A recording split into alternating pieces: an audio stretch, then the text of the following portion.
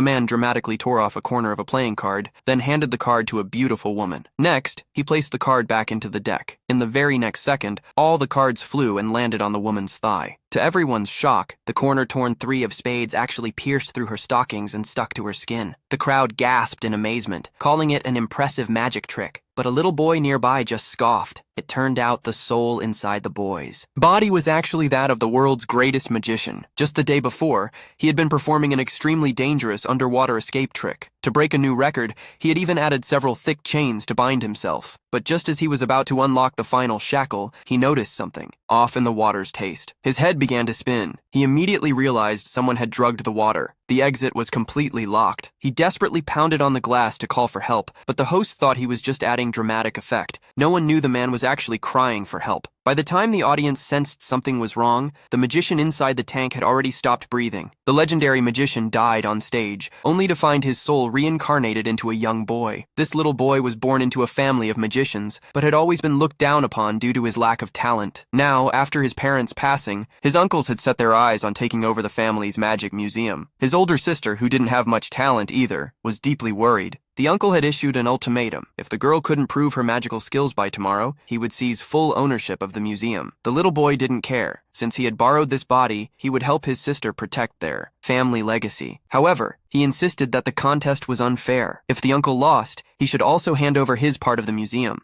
Everyone laughed at his words, thinking the child was just being naive. The uncle's 2 sons eagerly accepted the challenge, proposing a magic contest against the girl, agreeing that the winner would inherit the museum. None of them realized that the boy standing before them was now the reincarnation of a top-tier magician. The first round of the contest was called Magic Restoration. One side would perform a trick, and if the other could expose how it worked, the performer would lose. The sister, not trusting the boy yet, volunteered to go first. She brought out a giant playing card, waved her hand gently, and a large hole appeared in the center of the card. She reached through the hole and pulled out any object she wanted. Even more astonishingly, she then removed the hole itself and restored the card completely. The audience was amazed, praising her trick as brilliant. The girl was confident this round was hers, but the little boy immediately saw through it. The trick was just a fusion of 2 classic illusions with nothing original. As expected, his cousin watched her performance and smirked. He went on stage, effortlessly replicated the exact same trick, and received thunderous applause. Then he showcased his signature move. He invited a beautiful woman on stage, had her pick a card and tear off one corner,